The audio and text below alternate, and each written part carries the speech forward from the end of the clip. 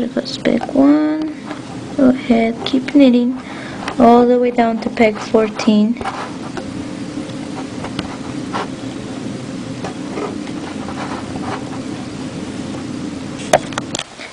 So we have reached peg 14. Go ahead and knit it. And then on the next peg, we are going to pick up the stitch of peg 15. Just hold onto your working yarn, and with your tool, take the loop of peg 15 and hold it with your knitting tool. Now with your working yarn, wrap the peg. So simply go around the peg, and the working yarn will end up towards the front of the peg. Place the stitch back on the peg, and you just created a wrap on that peg. By wrapping the peg, you have eliminated a hole. So now let's go ahead and do row number 4, which tells us to purl from peg 14 all the way to peg 1. So your working yarn is wrapped around peg 15. Just leave it the peg 15 like that. It will have the loop and the wrap, and go ahead and purl peg 14.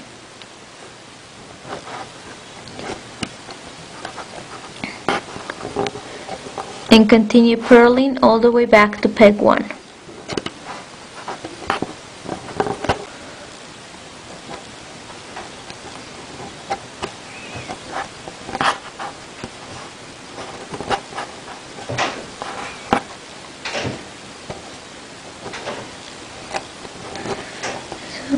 We have reached peg 1, and now row 5 tells us to change to the A color. So if you are knitting with 2 colors, go ahead and change to the A color.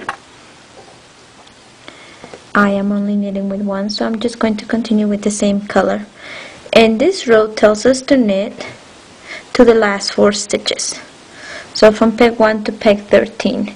Basically what you're doing, you are knitting to 1 peg before the wrap. So you'll be knitting to that peg and then wrapping that one. So let's go ahead and knit to peg 13. So, knit.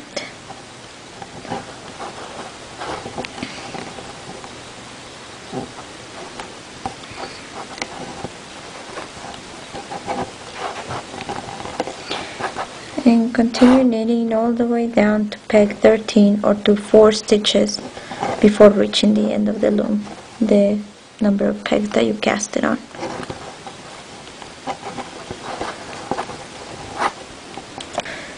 So here we are, we have knitted to 4 pegs before reaching the end. There's 1, 2, 3, and 4.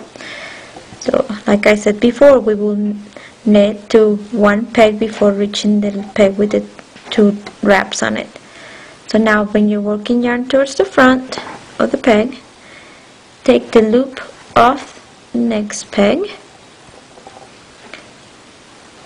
and now with the working yarn, wrap the peg, the empty peg, replace the loop back, and now you're ready for the next row, row number 7. I'm sorry, row number 6. And in this row we will have to purl back. So just as a little note, as a little tip, if you're working from left to right, you will be purling. If you're working from right to left, you will be knitting. So go ahead and now purl from the next peg that you have wrapped. From peg 13 all the way back to peg 1. And you will be doing this same sort of thing, knitting to 1 peg before the last peg wrapped, and thus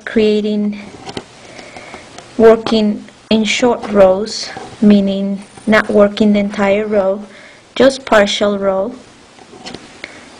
And then we will have a consolidation row, which all that entails is just knitting basically all the way to the end of the row, picking up every single wrap that you put on the pegs. So just keep working towards the beginning of the round, by purling. So we have just purled back to peg 1, and now we're ready to do another knit row. But first let me show you how things look on the other end. Over here we have now 2 pegs with a wrap and the stitch. The next one, the wrap and the stitch. And this is what you are going to be looking for until you finish row number 25. We are going to have then the next peg, this one, with a wrap and a loop. Then the next one, wrap and a loop. And we are going to continue to achieve this by knitting 1 row. This next row we will knit to this peg right here, leaving the next one open so that we can wrap it. Once we wrap it, we turn back and we purl to the beginning of the row. And then we have to work a knit row. And again we will knit to the peg before the one with the wrap. So let's go ahead and just follow the instructions in the pattern all the way down to, let's say, row number 23, where you purl. Now let's do row number 22, where you're going to knit to the last 14 stitches, peg 1 to 3 only. You will knit only peg 1 to 3, and then you will pick up stitch from peg 4 and wrap the peg and then place the stitch back on the peg. So let's get to that point, row number 22.